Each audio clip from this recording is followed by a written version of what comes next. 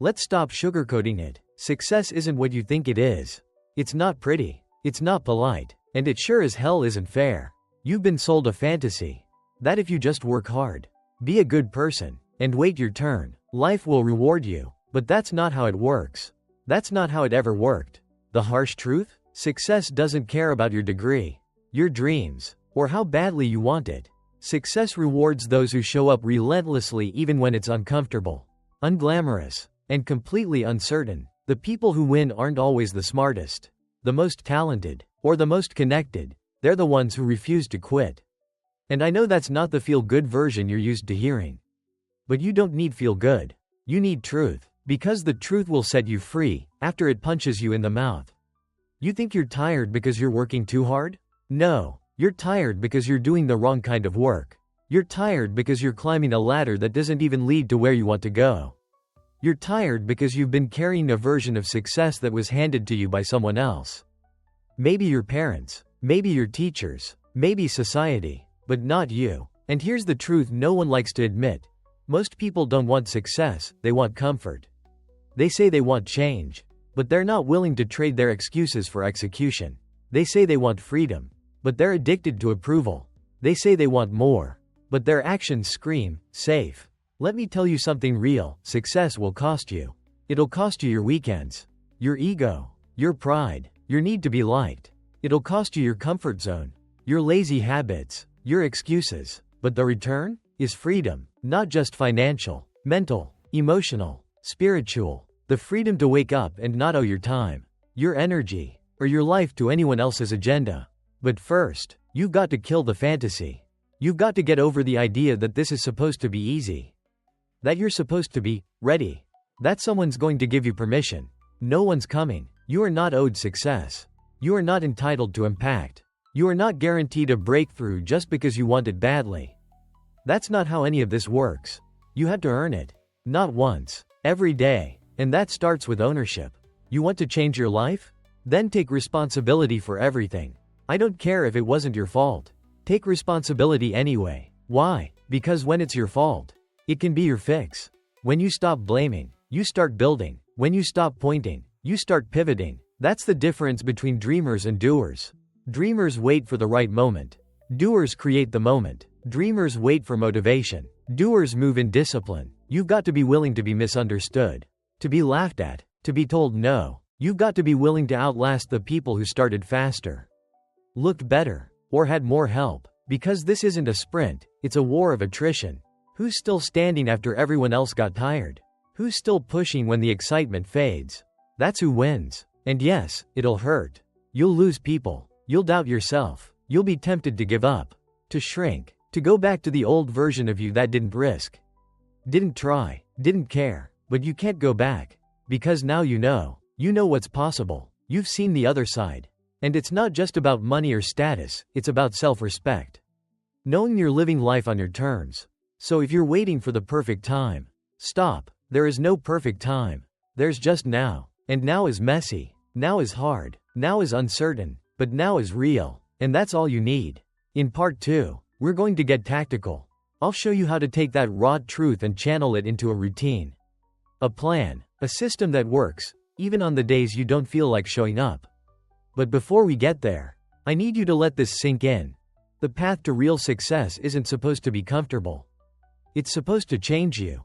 Now that you've seen the truth, felt it, what do you do with it? Because the truth is useless unless it becomes a trigger for action. Success is not for sale.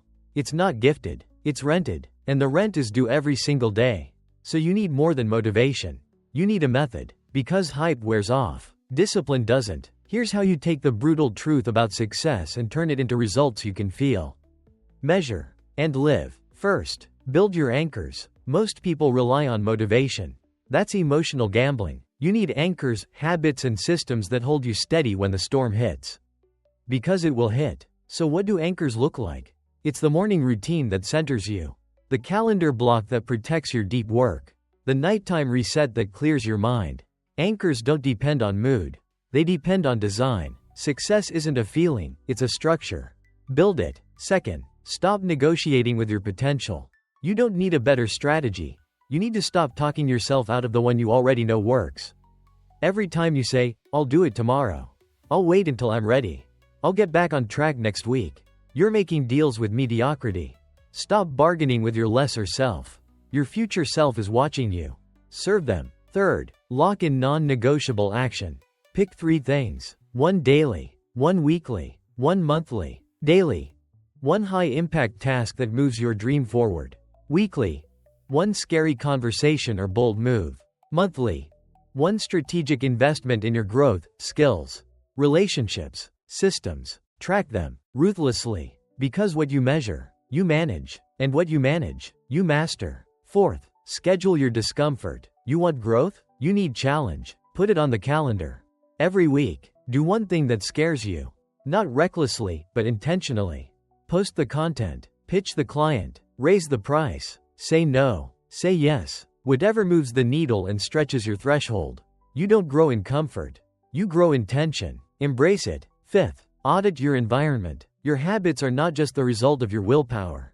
They are a product of your environment. Look around. Is your space built for distraction or discipline? Is your friend circle built for support or sabotage? Are your online feeds feeding your ambition or feeding your fear? You can't out-discipline a toxic environment. So change it. You don't owe anyone your stagnation. You owe yourself your future. Sixth, build a feedback loop. Most people avoid feedback. They take every critique as a personal attack. Not you. You're building different. You welcome feedback because you know growth lives inside it. Ask for it. Track it. Use it. Let it refine you, not define you. This is what high performers do. They don't hide from mirrors. They build in public. Seventh, create urgency, not panic. Urgency. There's a difference. Panic is reactive. Urgency is proactive. You need a reason, a mission, a why that slaps you in the face when you feel like playing small. Write it down. Read it every morning. I'm doing this because my kids deserve more. Because I'm not spending 1 more year feeling like I'm behind. Because playing small doesn't serve anyone. That's your fuel. Use it. Eighth, become rejection-proof. If you can't handle people saying no, you're not ready for success. You will hear no. You will be ignored, unfollowed, uninvited. Good. That's proof you're alive, that you're visible, that you're taking up space. Rejection isn't a signal to stop. It's a signpost to keep going. The people who win are the ones who are too busy creating to be crushed by someone's silence. Ninth, celebrate execution, not just outcomes. Success doesn't just live in results. It lives in showing up before results exist. Did you do the thing? Did you stay consistent? Did you move when you didn't feel like it? Then celebrate that, because that's what builds the results. Don't wait for applause. Applaud yourself on the way. And finally, expect to outgrow people. This is the hardest part. But it's part of the price. Not everyone can come with you. Not everyone wants you to grow. Some people loved you more when you were smaller, quieter, easier to manage. That's not your problem. It's their fear, not your failure. Keep going. Quiet if you must. Alone if you must. But go. You owe it to the version of yourself that refused to quit. You owe it to the life you want to live. So here's the wrap up. You don't need a perfect plan. You need a daily decision. To rise, to lead, to execute, to become. And yeah, it's going to be hard.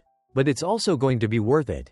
Because once you build the kind of self-respect that comes from consistency, once you taste the kind of freedom that comes from taking ownership, once you feel what it's like to show up for yourself again and again, you'll never go back. This is what success really is.